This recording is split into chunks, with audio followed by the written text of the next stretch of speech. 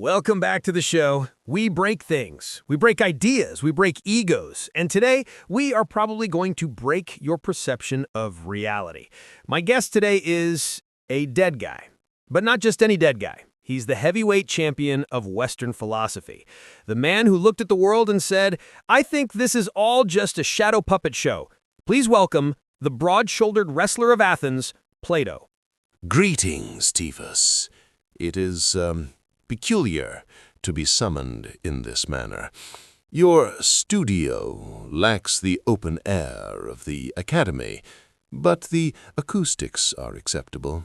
Yeah, well, we have soundproofing now. We don't need olive groves. Let's cut to the chase, Plato. You talked about the cave. Prisoners chained up, watching shadows on a wall, thinking that was the real world. Today, people are taking psychedelics, mushrooms, LSD, DMT, and they're claiming they've left the cave. The establishment calls them druggies. Psychonauts call themselves enlightened. Who's full of it? Direct, aren't you? I don't have 400 pages of dialogue to get to the point. Fair enough. To answer you, we must first dismantle the premise. You ask, who is full of it, implying one side possesses the truth and the other possesses madness. But what if the madness lies in what you call sobriety? Okay, don't start answering a question with a question. I know your moves. The topic is psychedelics. Are they an escape from the cave or just a different set of shadows? They are a violent turning of the head. Violent? Consider the prisoner. When he is first unchained and forced to look at the fire, the source of the light casting the shadows, his eyes burn. He is disoriented. He wants to retreat to the shadows because the shadows are comfortable. They are predictable. This trip you speak of, it is the pain of the iris adjusting to a light it was not designed to see. So, a bad trip is just a philosophical growing pains? That's a hard sell for a guy curled up in a fetal position, thinking his refrigerator is trying to eat him. The refrigerator is irrelevant. The terror comes from the dissolution of the structure. You moderns are obsessed with grounding. You want to feel your feet on the floor. But what if the floor is the lie? Okay, let's dig into that, because that's the breakdown. All right, Plato, here's the segment. We call it the breakdown. I want you to tell me the single biggest lie that modern society, my listeners, the government, the scientists, believes about altered states of consciousness. What are we getting wrong? The lie is simple, Tivas. The lie is the belief that perception is passive. English, please. The lie is that your eyes are windows. You believe that when you are sober, you are simply receiving the world as it is. You think a tree is a tree, and you are just a camera capturing it. Therefore, you believe that when you take a psychedelic substance, you are distorting that perfect image. You think sobriety equals accuracy and intoxication equals distortion. And that's wrong? It is the inverse of the truth. Oh, great. Here we go. So the melting walls are real.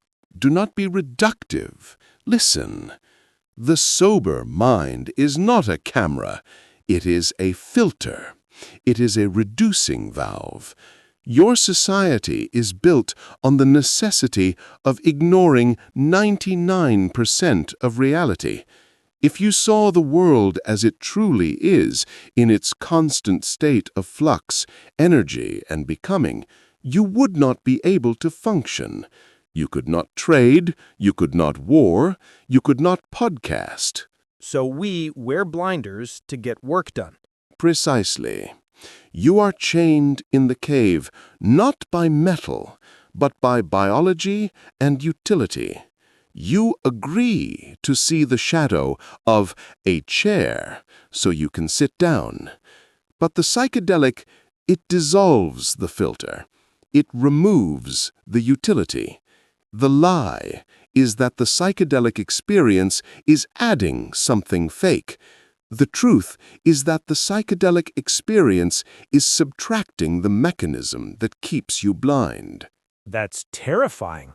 Truth is usually terrifying to those who have lived in the dark. So when people say, I saw God, or I saw the geometry of the universe, you're saying they actually saw the fire?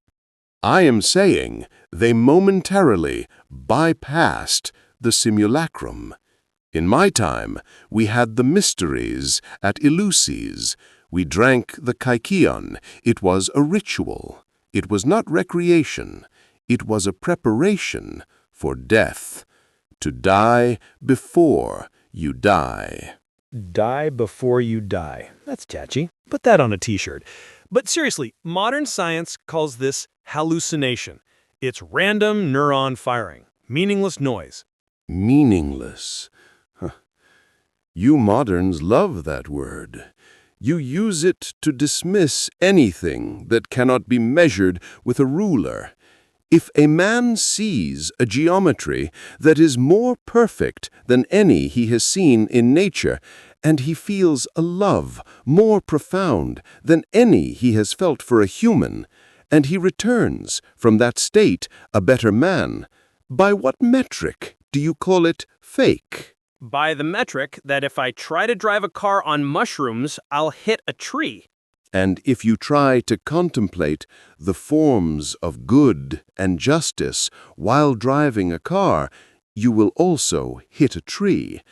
Does that make justice fake? Or does it make driving a distraction from the truth? Okay, you got me there. You are slippery, Plato. I am merely logical. The lie you believe is that the altered state is the deviation. I posit that your daily consciousness is the deviation, a deviation from the universal into the particular, a narrowing, a deliberate blindness required for survival. The psychedelic does not create a new world, it merely wipes the mud off the lens.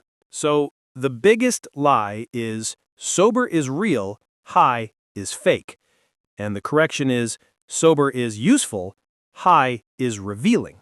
You have a gift for summary, Tivas, although it lacks poetry. I'm not a poet, I'm a podcaster. We sell mattresses and supplements.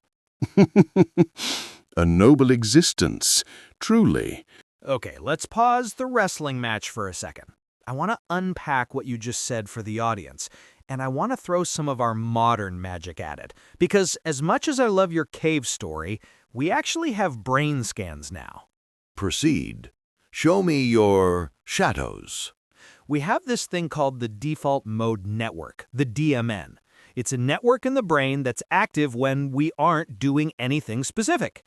It's where your ego lives. It's the voice in your head worrying about bills, thinking about what you said to Raquel at dinner, planning the future. The seat of the self-obsessed prisoner. Exactly. When people take psychedelics, psilocybin specifically, blood flow to the default mode network drops off a cliff. It shuts down.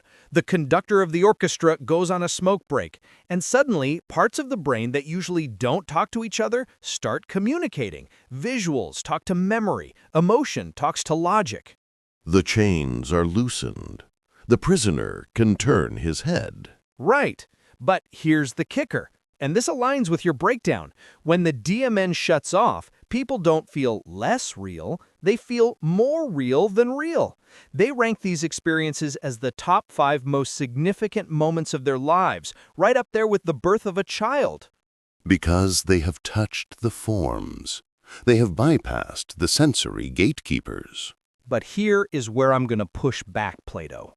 You talk about this like it's purely intellectual, accessing the forms, seeing the truth. But for a lot of people, it's messy. It's emotional vomit. It's not just seeing geometry, it's reliving trauma. It's facing the demons. It's not just walking out of a cave into the sunlight. Sometimes it's digging a hole into hell. And is hell not a truth? Whoa! You want the truth to be beautiful, Tivas. You want the form of the good. But to leave the cave is to see the entire apparatus.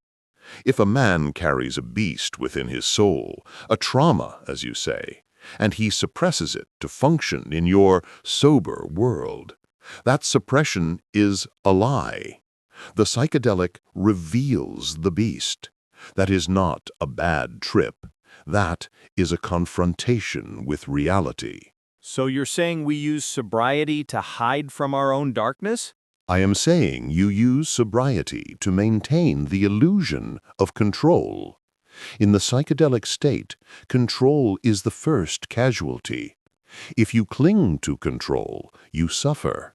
If you surrender to the current, you learn. Is this not the definition of wisdom? To know what you cannot control?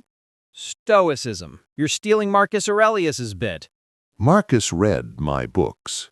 He is a good student, but he focuses on enduring the cave. I focus on leaving it. Shots fired at the Stoics. I love it. Okay, let's land this plane. We've established the lie, that what we see with our eyes is the whole truth. We've established the mechanism, the brain filters reality for survival, and psychedelics remove the filter. But Plato, we have to live here. I have to feed my cats, Lucy and Leo. I have to pay rent. I can't live in the hyperspace geometry world. So what's the point? Why should we visit the fire if we have to come back and sit in the dark? This is the return.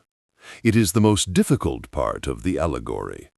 The prisoner who returns to the cave is mocked. He sees the shadows for what they are, so he is clumsy.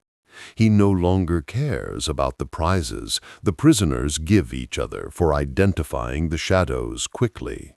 Yeah, he becomes the weird guy at the party. He becomes the philosopher, or the artist, or the madman. The point, Tivas, is not to live in the fire forever. The body cannot sustain it. The point is to live in the cave knowing it is a cave. Knowing it's a cave. When you know the shadows are just shadows, you do not fear them. You do not hate them. You play the game, but you are not of the game. You feed your cats, you pay your rent, but you do so with a detachment. You know that the true reality is elsewhere or inward. This makes you fearless.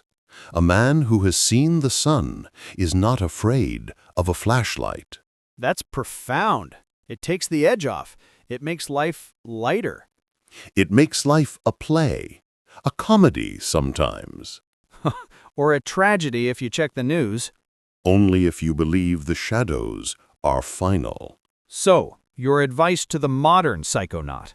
Do not consume these substances to see pretty colors. Do not consume them to escape your boredom. Consume them only if you are prepared to realize that your entire identity is a construct. And when you return, do not preach to those who love their chains. Just be free. They will notice the difference. Don't preach to those who love their chains. That's going to be the clip for Instagram. I do not know what an Instagram is, but if it involves chains, I am unsurprised. You have no idea, man. It's the ultimate shadow wall. We're out of time. Plato, for a guy who's been dead for 2,400 years, you're surprisingly relevant. You make me want to go rethink my entire existence, which is annoying because I have a schedule to keep. The unexamined schedule is not worth keeping. Okay, get out of here. That's Plato, everyone. Remember, what you see isn't what is. It's just what you need to see to survive. maybe it's time to take the blinders off. Just make sure you're ready for the light. I'm Tivas. Don't trust the shadows.